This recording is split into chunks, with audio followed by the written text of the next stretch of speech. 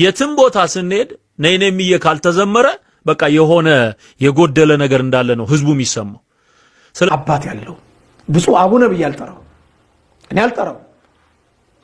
ይሄን በማለት የሚመጣብኝ ነገር ካለ በቁሜ ይቅበሩኝ ከነነፍሴ በቁሜ ጉድጓድ ቆፍረው ይቅበሩኝ ሲፈልጉ አልልም።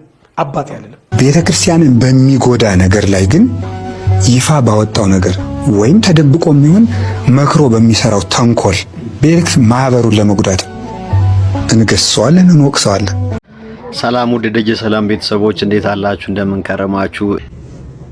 በስመ አብ ወወልድ ወመንፈስ ቅዱስ አሐዱ አምላክ። በአገር ውስጥና በውጭ ሀገር ያላችሁ የእግዚአብሔር ቤተሰቦች እንደምሰነበታችሁ። ቃል ጌታችን ለአምላካችን ለመድኃኒታችን ለኢየሱስ ክርስቶስ የትንሣኤ በዓል አደረሳችሁ። እግዚእነ ኢየሱስ ክርስቶስ ዘኮነ ሰብአ ወመጠወ ርእሶ ለኩሉ። ጌታችን ሰው የሆነው ጌታችን አምላካችን መድኃኒታችን ኢየሱስ ክርስቶስ ነፍሱን ለሰው ሁሉ አሳልፎ ሰጠ። አንደኛ ጢሞቴዎስ ምዕራፍ 2 ቁጥር 6። በዛሬው ዕለት በዚህ መልክ መምጣት ያስፈለገኝ ዋና ጉዳይ የስቅለት ዕለት ጌታችን አምላካችን ኢየሱስ ክርስቶስ የተሰቀለበትና ቤዛ የሆነበት ቀን ስለ ቤዛነት በሰፊው ከተሰጠው የትምህርት ድነት ጋር ተያይዞ አንዳንድ ብዥታዎችና ጥያቄዎች ስለተፈጠሩ እነዚህን ነገሮች ለማጥራት ያህል ነው። እንደሚታወቀው እንግዲህ ዕለተ ስቅለት ማለት ዕለተ ሪት ማለት ነው። ጌታችን አምላካችን መድኃኒታችን ኢየሱስ ክርስቶስ ለኛ ካለው የማይለካ ፍቅሩ የተነሳ በአጭር ቁመት በጠባብ ደረት ተወስኖ ተይዞ ታስሮ ተደብድቦ እርቃኑን ሆኖ በመስቀል ላይ ተሰቅሎ ለዓለም ፍጹም ቤዛ ሆኖ የማይደገም ቤዛ ሆኖ በጊዜና በሁኔታ በቦታ የማይወሰን ቤዛ ሆኖ የዘላለም ቤዛነቱን አግኝቶ ወደ ቅድስ በገዛ ደግሞ የገባበትና ለአዳምና ለአዳም የሰው ዘር ሁሉ በእኛ ፈንታ የታሰረበትን ታላቅ ቀን ነው የምናከብረው በየዓመቱ። እነሆ ሲተነተን ቤዛነት በአራት እንደሚከፈል ይታወቃል። ከዛም በላይ ሊሄድ ይችላል። በእርግጠኛ በአራት ብናይ በጣም ጥሩ ነው። የገንዘብ ቤዛ አለ፣ የቁስ ቤዛ ማለት ነው። የእንስሳ ቤዛ አለ፣ የሰው ቤዛ አለ። ዋናውና ትልቁ ግን የጌታችን የአምላካችን የመድኃኒታችን የኢየሱስ ክርስቶስ ቤዛነት ነው እና ይሄ ስለ ነገረ ድነት በሰፊው የሚሰጥበት ሰዓት እነዚህ ምንም ከቁስ ጀምሮ እስከ ሰው ያሉ ሁሉ ቤዛ መሆን ቢችሉ የጌታችን የአምላካችን የመድኃኒታችን ኢየሱስ ክርስቶስን ፍጹም ቤዛ ሊተኩ የማይችሉ ናቸውና በፍጡርና በፍጡራን መካከል ያለውን ቤዛነት ለመለየት በተለይም ጌታችን አምላካችን መድኃኒታችን ኢየሱስ ክርስቶስ ስለ ስርየት ኃጢአት በመስቀል ላይ ተሰቅሎ በከፈለው ቤዛነት ስም ፍጡር ሊጠራ አይችልም በሚል የሰጠው ትምህርት ብዙ ምዕመናንን አደናግሯል። ከአውዱ ውጪ አንዳንድ ሰዎች ቃሉን አጣመው በመተርጎም ጦርነት በመቀስቀስ ህዝቡን በማነሳሳት በተለይም ደግሞ ደጋጎች ምዕመናንን በጣም አሳዝኗል። ከእመቤታችን ከቅድስት ድንግል ማርያም ጋራ እንዴት የፍጡር ቤዛ የለም ይባላል? ከገንዘብ ጀምሮ ከቁስ ጀምሮ ብዙ ቤዛዎች አሉ ብለው በመተንተን ነው ብዙ ጊዜ ሲወራ ሲነገር የነበረው። እኔ በሰዓቱ ስለ ቁስ ቤዛ፣ ስለ እንስሳ ቤዛ የፍኖተ ጽድቅ ባለቤት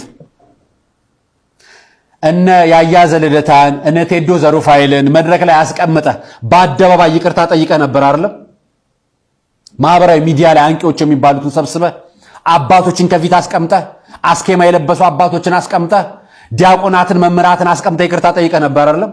ታስታውሱታላችሁ? ይሄን ስህተቶችን ሰርቻለሁ። መላውን ኦርቶዶክሳዊ ይቅርታ እጠይቃለሁ። የኔ እምነት ኦርቶዶክሳዊ እምነት፣ የኔ ስርዓት አምልኮ ኦርቶዶክሳዊ ስርዓት አምልኮ፣ የኔ ትውፊት ኦርቶዶክሳዊ ትውፊት፣ የኔ ታሪክ ኦርቶዶክሳዊ ታሪክ ብቻ መሆኑ ዳግመኛ ሳረጋግጥላችሁ በታላቅ አክብሮት ነው። ወደ ቤተ ክርስቲያን ስመጣ እሷን ከማገልገል ውጪ ሌላ ፍላጎት ሆነ አጀንዳ የለኝም። እመቤቴን ማስጣል ነው አጀንዳ። ታዲያ ይሄ ቪዲዮ ተቀርጾ ሲለቀቅና ሲወጣ እመቤቴን ማስጣል ነበር አጀንዳ። ጸጋዬ የፍኖተ ጽድቅ ስኬት የሚመሰከረው በፕሮቴስታንትና በመንሱር ጀማል ነው። የፍኖተ ጽድቅ ስኬት የሚመሰከረው ያኔ እንደዚህ ነበር። ይሄንን ነበር የተቃወም ነው። አውደ ምህረት ክርስቲያናዊ ቤተክርስቲያናዊ ይምሰል፣ የቤተክርስቲያን ግቢ ውስጥ አይውጣ፣ አዳራሽ አይምሰል፣ ይሄ ነገር ችግር አለው ብለን ተናግረን ያኔ በደንብ አድርገን አቀረብ ነው አይደለም? ለካ ገንዘብ ያለው ጳጳስ ይነዳል። ገንዘብ ያለው ጳጳስ ነው የሚነዳው። ገንዘብ ያለው ጳጳሳትን ከኋላ በገንዘብ ያስለፈልፋል። ያ ማለት ጳጳስ ሁሉ ልክ ጳጳስ ሁሉ ርጉም ነው ማለት አይደለም። ብዙዋን አባቶቻችን ብዙ ምን ኮራባቸዋል። ከእጃቸው ላይ መስቀል ለመሳለም የምንፈራቸውም አሉ። የምንሸሻቸውም አሉ። የምንሸሻው ምን ስለሆነ ነው? ለወንጀለኞች እጅ የምንሳለመው እኛ ልናበረታታ ስላልሆነ ብቻ ነው። ወንጀልነታቸው ለሰማዩ እንጂ በምድር ላይ ያለው ምንም ጥፋት የለባቸውም። ሰው ናቸው። በንስሐ እንዲመለሱ ጊዜ ነው እንጂ የሰጣቸው ፈጣሪ ማንንም ሰው እንዳጠፋ ቢወስዶ ኖሮ ምድር ላይ የሰው ዘር አይቀርም ነበር። ምክንያቱም እናንተም እኔም ጥፋተኛ ነን። ሁላችንም ጥፋት አለብን። ለሰማነውም፣ ላየነውም፣ ላልመሰከረውም፣ ላልተናገርነውም ጥፋት አለብን። ብፁዕ አቡነ ገብርኤል ማንን ለማስደሰት ነው የተናገሩት? እንኳን ደስ ያሉት ብሎ ይሄ ማይኮሚኮ የፕሮቴስታንቱ አጃቢና ጨብጫቢ እሰይ እንኳን ደስ ያሉት ብሎ እንዳጨበጭብሎት ነው ወይንስ መንሱር ጀማል እስልምና ወንድማቸው እዛ ፍኖተ ጽድቅ ላይ መድረክ ላይ ቆሞ ስለ ፍኖተ ጽድቅ ምስክርነት የተናገሩ ሰዎች እሰይ ሽቶ ልቀባውት እንዲሎት ነው? የእርሶ ክርስትና፣ የእርሶ አስኬማ፣ የእርሶ ቀሚስ፣ የእርሶ ሐዘን ክርስቶስ ለኛ ሲል የሞተውን ሞት ተቀብለው በክርስቶስ አምሳል ሆነው ሊኖሩልን ነው እንጂ ጭብጨባ ናፋቂ ሆነው ከሆነማ ነውር ነው። አምና ግንቦት ላይ ሞክረውት ነበር። ምን አደርገው? የቅዱስ ሲኖዶስን አጀንዳ መያዣ መድረክ ሪከርድ አድርገው ቪዲዮን አውጥተው ስለለቀቁት ዛሬስ ዓመቱን ጠብቀው አጀንዳ ሆነው መጡ። አዩት የዓለም ጉዳይ። ቤተ መቅደስ ተቀምጠው ዓለምን ተመኙ። ይሁዳም እኮ ከክርስቶስ ጋር ተቀምጦ ገንዘብ ተመኝቶ ነው የወጣው። የሰዓት ራት ሆነ አለኝ ዲያቆን ሄኖክ ኃይሌ። እውነቱ ነው፣ የሰዓት ራት ሆኑ። እኛ የሚገርማችሁ ነይ ነይ እምዬ ማርያም የሚለው መዝሙር በተለይ በጣም ወንጌል እየበራልን የገባን ሲመጣ እዛው ሆነን ምን ማለት ጀመርን? ነይ ነይ እምዬ ማርያም ማለት ካልዘመርን አይለቁንም፣ እናቀዋለን። ነይ ነይ እምዬ ማርያም ቤዛ ነው ልጅሽ ለዓለም አይገናኝም። ያው ማለት ነይ ነይ ያሉ ማርያምን እየጠሩ ቤዛ ነው ልጅሽ ለዓለም ምንም ያገናኘው ነገር የለም። ግን የነበረውን ጭንቀት ነው የሚያሳያችሁ። የትም ቦታ ስንሄድ ነይ ነይ እምዬ ካልተዘመረ በቃ የሆነ የጎደለ ነገር እንዳለ ነው ህዝቡ የሚሰማው። ስለዚህ ቤዛ ነው ልጅሽ ለዓለም በሚለው ቀይረን ተቸግረን ያን ያደረግንበት ዘመን ትዝ ይለኛል። እንደሱ ሆኖ እኮ አያምኑንም። ለካም አያምኑን ግንባራችን ላይ የእግዚአብሔር መንፈስ ወይ ጉድ! አየሁ አሳዳጁ ሰውዬ ልብ ውስጥ የሚሰራው እርኩስ መንፈስ በኔ ልብ ውስጥ የሚሰራውን የእግዚአብሔርን መንፈስና የሚገልጠውን ወንጌል ያቀዋል። ስለዚህ ጠላት የሚሆነኝ እኮ ሰውየው እኮ ብቻ አይደለም፣ በሰውየው ውስጥ የሚሰራው መንፈስ ነው። ምቀኛ፣ ለክርስቶስ ተቃዋሚ የሆነ መንፈስ ነው። ኢየሱስን ነው የሚቃወመው። አዮ በዛ ሰው ውስጥ ተደብቆ የሚቃወመው ማንን ነው?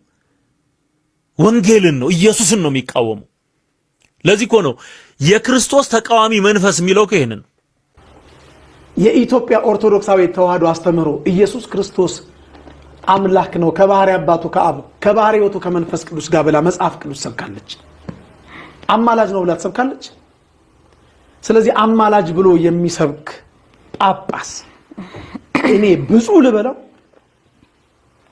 አማላጅ ብሎ ኢየሱስ ክርስቶስን የሚሰብክ የቤተ ክርስቲያኒቷን ልብስ ለብሶ በቤተ ክርስቲያኒቷ ተቋም ስር የሚገኝ አገልጋይ አባቴ ልበለው? አልለውም። ትንቢቱ ይፈጸም ዘንድ ግድ ስለሆነ በመጨረሻው ዘመኗ ዜማ እንደ ይሁዳ ያሉ የተሰጣቸውን ጸጋ የሚያክፋፉ የበሉበትን ወጨት የሚሰብሩ የታጠቡበትን እጅ የሚረግጡ የጎረሱበትን ጣት የሚነክሱ የብብት ውስጥ እሳቶች የጭቃ ላይ ሾኮች በመቅደሷ ውስጥ ተሰግስገው አሉ። ከነዛ ውስጥ አንዱ ነው ብዬ በድፍረት እናገራለሁ። አባት ያለው ብፁዕ አቡነ ብዬ አልጠራው፣ እኔ አልጠራው። ይሄን በማለት የሚመጣብኝ ነገር ካለ በቁሜ ይቅበሩኝ ከነነፍሴ፣ በቁሜ ጉድጓድ ቆፍረው ይቅበሩኝ ሲፈልጉ አልልም። አባት ያለለም አባ ሁሉ አባ አይደለም። አባ ጨጓሬም አባ ኮስኳሴም አለ። አባ ብቻ አይደለም። ስለዚህ አሁን ይሄን ቃል ክርስቶስ አማላጅ ነው ካለን እኮ ፍጡር ነው ማለት ነው። ኢየሱስ ደግሞ ፈጣሪ ነው። ለፈጣሪ ባህሪ መለመን አይስማማም፣ መለመን ነው። የቤተክርስቲያን አባቶችን የምንቃወማቸው መቼ ነው? ይህን በደንብ ማወቅ አለብን። አንድን አባት በግል ኃጢአቱ መንቀፍ የለብን። እኛ አለቆች አይደለን፣ አለቃው እግዚአብሔር። ቤተክርስቲያንን በሚጎዳ ነገር ላይ ግን ይፋ ባወጣው ነገር ወይም ተደብቆ የሚሆን መክሮ በሚሰራው ተንኮል ቤተክርስቲያን ማህበሩን ለመጉዳት እንገስጸዋለን፣ እንወቅሰዋለን። ከማንም በታች ነው ይሄ ሰው፣ እንደማንም ሰው ነው፣ እንደ ምዕመን ይገሰጻል። ይሄም ቢሆን መስመር አለው። ቅዱስ ጳውሎስ ጢሞቴዎስ ቲቶ ምዕራፍ 2 ላይ እንዲላል ለብሲ ያላዊም ከመምህሩ ካይበ ገሰጽኩ እድኩ። አንድን ሰው አንድ ጊዜ ሁለት ጊዜ ከነገርከው በኋላ ተወው ይላል። ተወው አንደኛ አንድ ጊዜ ሁለት ጊዜ እኛ ጠይቀነዋል። ይሄንን ሰውዬ መንገር አለብን። ምዕመን ምንሆን አባቶች ካልነገሩ ለሌ ከፍቶብሃል ማለት አለብን። አንድ ይሄ ሰውዬ ግን አንድ ጊዜ ሁለት ጊዜ ገስጸው ካልሰማህ አምሮ ለካላን ከማላዊ ውቱ ሌላ ሰው ጨምሮ እንዳይጠፋ ወንጀለኛ መሆኑን ለሌላ ሰው አሳውቅበት ይላል። ሃይማኖታዊ ጉዳይ ቤተክርስቲያንን የሚጎዳ ነገር ከሆነ እናሳውቅበታለን እና በአደባባይ ቤተክርስቲያንን የሚጎዳ ስራ የሚሰራን ሰው ዝም እንለው አይገባም። እስከ መጨረሻው ጫፍ ቢሆን የመጨረሻው ጫፍ ማለት የመጨረሻው ቤተክርስቲያን ማዕረጉ ላይ ያለም ሰው ቢሆን ዝም አይባልም። ይሄንን ማድረግ ይገባል። ወደን አይደለም ማርያም ማርያም ማርያም የምንለው። አንዳንድ ሰዎች ጌታን ተቀበል ይላሉ። እንዴ ጌታን ተቀብለን ጌታ የተቀበላቸውን አለመቀበል ከመጽሐፍ ቅዱስ ሐሳብ ውጪ ነው። ድንግል ማርያም ወላዲት አምላክ ቅድመ ጸኒስ ጊዜ ጸኒስ ድህረ ጸኒስ ቅድመ ወሊድ ጊዜ ወሊድ ድህረ ወሊድ ከመጽነሷ በፊት ድንግል ነች። በጸነሰች ጊዜ ድንግል ነች። ከጸነሰችም በኋላ ድንግል ነች። ከመውለዷ በፊት ድንግል ነች። በወለደች ጊዜ ድንግል ነች። ከወለደችም በኋላ ድንግል ነች። እናትም ናት ድንግልም ናት። ክብር ይግባት ወላዲት አምላክ። እግዚአብሔር ግን ከድንግል ማርያም ጋር ነው ስንል በልጅነት ነው፣ በሥጋ ወልዳው ነው።